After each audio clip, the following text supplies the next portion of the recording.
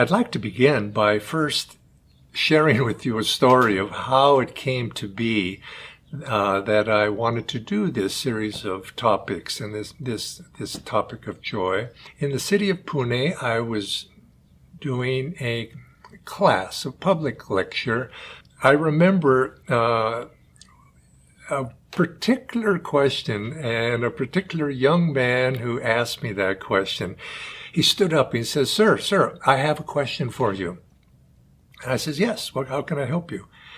And he says, well, you've been practicing these techniques you're talking about now, Kriya Yoga. You've been practicing them for over 40 years. Isn't that true? And I says, yes, that's so. And he says, then I would like you to demonstrate what you've learned. Show me your powers. And what he was speaking about really was he was talking about show me powers like that are spoken about in the yoga tradition. Siddhis, they call these things. You know those things such as levitation or be able to bend spoons or those sorts of things that are extrasensory powers. And he was asking for a demonstration of such things to demonstrate that I had I knew what I was talking about. Well, I thought about that for a moment. I was taken aback a little, just for a moment. I thought, I've never had that question asked so directly like that.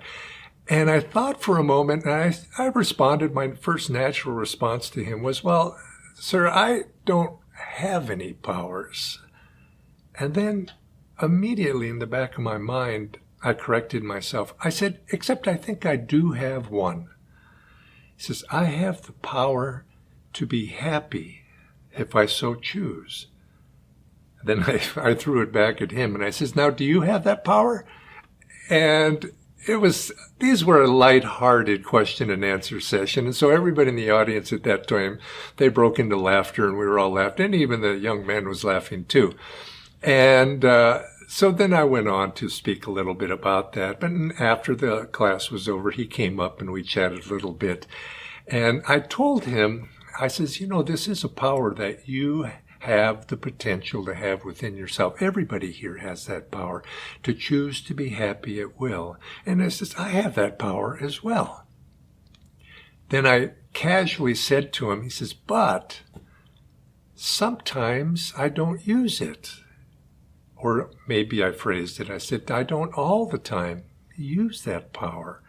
And he laughed, and we both laughed about that.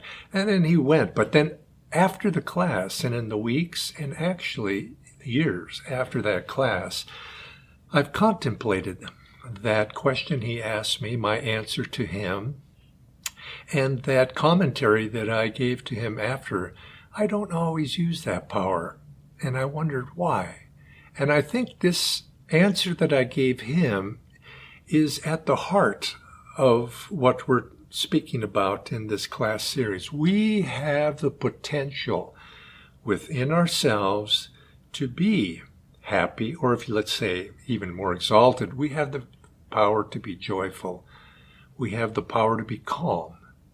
We have the power to be perfectly centered in the midst of the trials and troubles of this world, things that come to us, our challenges. We have the power to be peaceful and to be able to express that peace outwardly. We have all of these powers that are potentially within us.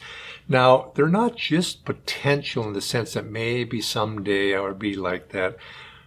We have it right now.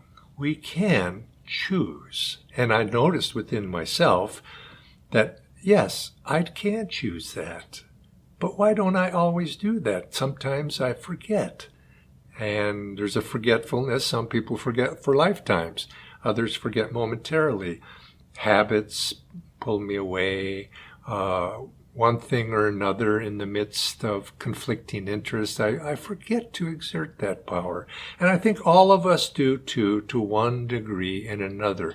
But for some, it might be a mystery. And so I want to address in these class series, among other things, how do we choose? How do we summon up